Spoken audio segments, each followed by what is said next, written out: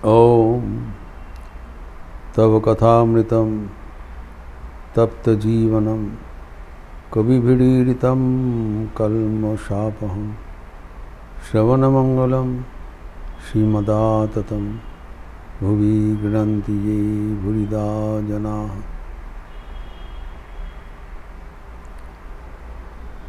श्री श्री ठाकुर के कोष्ठी विचार का बात हो रहा था। जन्म पत्रिका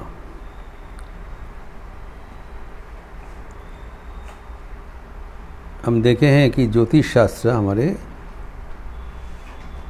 प्राचीनतम शास्त्र है।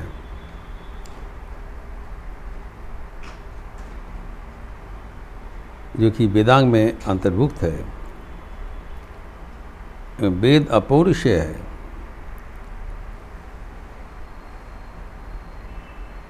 ये भगवान का जो नियम है प्राकृतिक, उसी का अनुलिखन वह भ्रांत होता है अगर सही ढंग से उसका विचार किया जाए, लेकिन गलत विचार करने से वो गलत संकेत देते हैं। ठाकुर के जीवन में ये देखा गया है। ठाकुर खुद बताया कि हमारे जो ओरिजिनल जो प्रथम जन्म कुंडली बनाया गया था वो खो बैठा था, दूसरे एक बनाया, लेकिन वो भ्रम प्रमादपूर्ण है।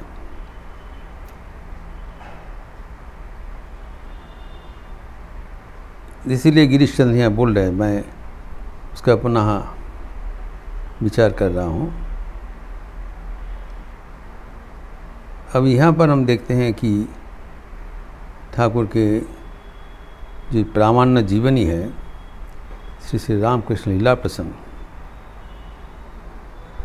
वहाँ पर परवर्ती काल में ठाकुर के देहांत के बाद श्रीमद स्वामी शारदानंद जी उन्होंने उल्लेख किया था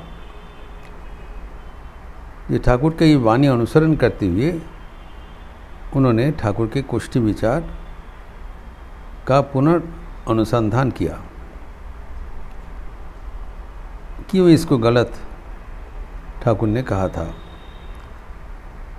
तो उन्होंने लिखा है कि जब अनुसंधान किया गया था तो वो कोष्ठी भी लिखा हुआ था ठाकुर का जन्म साल है 1756 ईस्वी।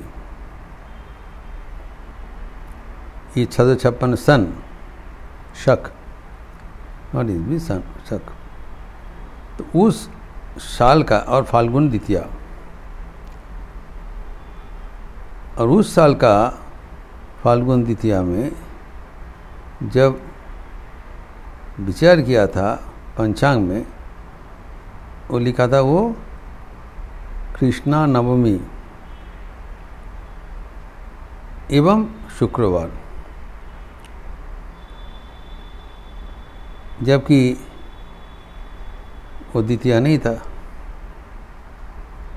तो फाल्गुन माह में नवनिया कृष्णा तृतीया, वो तो शुक्ल पक्ष है, मैच नहीं कर रहा है, गलत है। तभी सही क्या होगा ये विचार करने के लिए तदनंतर विख्यात कोष्ठी प्रस्तुतकारक शशिभूषण भट्टाचार्य को उन्होंने निवेदन किया। उन्होंने अनेक अनुसंधान करने के उपरांत बताया कि ठाकुर का जो सही जन्म साल है 1757, नॉट 56 शक। यह निर्णय के बाद ठाकुर के कोष्ठी विचार करने के लिए तदनंतर प्रसिद्ध श्री नारायण चंद्र ज्योतिर्भूषण को उन्होंने निवेदन किया। उन्होंने अनेक परिश्रम करके ठाकुर के पुनः विशुद्ध जन्म कुंडली प्रस्तुत किया। अब वो प्रस्तुत करने के समय फिर माता ठाकुरनी का जन्म कुंडली के साथ मिलाना पड़ा कि एक दूसरे का परिपूरक है। चारों ओर से मिलाने के बाद अभी विशुद्ध जन्म कुंडली ठाकुर पर प्रस्तुत किया गया। उसी अनुसार कहा गया है ये ठाकुर के जो राष्ट्राश्रित नाम है वो श्री शंभुनाथ देव शर्मा एवं के पारिवारिक नाम रहा श्री गदाधर चट्टोपाध्याय तथा परवर्ती काल में उसका नाम रहा रामकृष्ण परमहंस। एवं कहा गया है ये व्यक्ति असाधारण प्रतिभा संपन्न है, नवीन धर्म संप्रदाय के अग्रदूत है, प्रतिष्ठापक है एवं नारायण का अंश संभूत होकर सारे दुनिया में पूजित होंगे। अनेक भक्त मंडली उनका अनुसरण करेंगे इत्यादि। इसीलिए ठाकुर बताया, जब गिरीश चंद्र ने उस समय पूछा था कि इसमें रविचंद्र बूथ छोड़कर और कुछ है नहीं, क्योंकि गलत था। लेकिन जब सही जन्म कुंडली प्रस्तुत किया तब सब कुछ पता चल गया जी। वहाँ से न केवल रविचंद्र बुध, उसमें मंगल, शुक्र एवं शनि भी तुंग में है, बृहस्पति भी तुंग में है इत्यादि। चारों ओर से ये शुभ संकेत है। तो श्रीमद स्वामी शारदानंद जी उल्लेख किया है कि शशिभूषण भट्टाचार्य का जो जन्म कुंडली है एवं नारायण चंद्र ज्योतिर्भूषण का जो निर्णय है वो सब बेलूर मठ में संरक्षित है। माता ठाकुरानी का भी जन्म कुंडली संरक्षित है। तो इसके बाद ठाकुर कहते हैं, मेरा 2 वासनाएं थी, आई हैड 2 डिजायर्स। एक, मैं भक्तों का राजा बनूंगा और दूसरा, मैं साधन के वजह से सूखा साधु नहीं बनूंगा।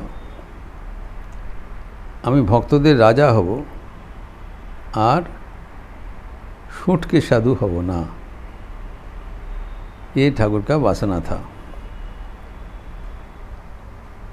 ये हमारे जीवन में अत्यंत प्रासंगिक है। ठाकुर इसके माध्यम से हमारे जीवन का जो आदर्श होना चाहिए वो भी इंगित किया। ठाकुर ज्ञानियों का श्रेष्ठ होने के लिए वासना नहीं किया, उन्होंने वासना किया मैं भक्तों का श्रेष्ठ होऊंगा। भक्ति युग धर्म है।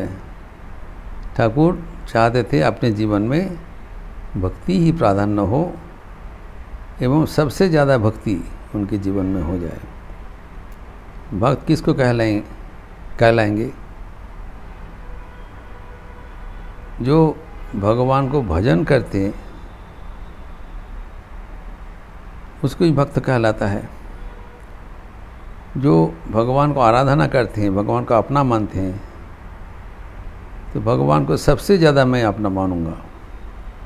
ये हमारे सबके जीवन में भी आदर्श होना चाहिए कि हम भक्त बनेंगे एवं श्रेष्ठ भक्त बनेंगे, ताकि हमारे जीवन में भगवान के सिवाय और कुछ न रह जाए।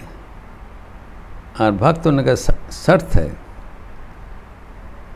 100% स्वार्थ बुद्धि त्याग, भगवान के लिए सर्वस्व समर्पण। भक्ति किसी के बदले में नहीं मिलता है, सब कुछ समर्पण के बाद ही फलस्वरूप भक्ति मिलता है। वही जीवन का आदर्श होना चाहिए। और भगवान के लिए साधन भजन करते हुए ठाकुर सब समय चाहते थे, श्री माँ शारदा देवी भी चाहते थे कि संतानगण आनंद में रहे। कठोरता पसंद नहीं करते थे। ठाकुर के भक्त जोगिन महाराज बहुत कठोर किया करते थे। जो भिक्षा के समय जो रोटी मिलता था, एक एक दिन का रोटी लेकर वो सूखा रोटी रख देते थे। भिक्षा के डेली भिक्षा में नहीं जाते थे, और सूखा रोटी पानी में भिंगा कर थोड़ा थोड़ा वो खाया करते थे, इसलिए उनका बहुत प्रीमैच्योर डेथ हो गया, अकाल मृत्यु हो गया। माँ ने आक्षेप किया, कठोर करे करे शरीरটাকে ছাড় दिले। This is not the way Shri Ramakrishna ने उल्लेख किया है। साधन भजन करना चाहिए, लेकिन जो भगवान बुद्ध का जो संकल्प था, यह शने शुष्यतु में शरीरम, हमारा जो कुछ हो जाए, वो संकल्प यहाँ पर नहीं है। ठाकुर के अपने जीवन में वो स्वाभाविक था, लेकिन ठाकुर का जो वासना था, बारंबार बोलते थे, माँ को पास प्रार्थना किया करते थे कि आमाय रसे बसे राखिस मा, शुकनो सन्यासी करिस ने। तो रस में स्निग्ध, वश में पुख्त, वो वश में भी रहना चाहिए, आपने नियंत्रण में भी रहना चाहिए, और भक्ति में स्निग्ध होना चाहिए। साधकों की जीवन स्निग्ध होना चाहिए, भक्ति रसाश्रित होना चाहिए, आनंदपूर्ण होना चाहिए, एवं नियंत्रित भी होना चाहिए। ये ठाकुर का आदर्श है कि भगवान को अपना लेना चाहिए एवं भगवान के लिए सब कुछ छोड़ते हुए भी एक जीवन आनंदपूर्ण रहना चाहिए। इस प्रसंग को फिर आगे बढ़ाते हुए ठाकुर जो कहते हैं वो हम अगले दिन देखेंगे। ओम शांति शांति शांति। हरि ओम तत्सत। श्री राम कृष्णार्पणमस्तु। अब जानते हैं कि लखनऊ आश्रम में श्रीमद स्वामी गौतमानंद जी पधारे हैं, और इसलिए आज जो साप्ताहिक काली कीर्तन नहीं होगा, इसके बदले में संध्या के उपरांत पूजनीय महाराज का प्रणाम एवं दर्शन पुराने मंदिर में होगा। आप लोग आनंद में रहिए, स्वस्थ रहिए, अच्छा रहिए। नमस्कार।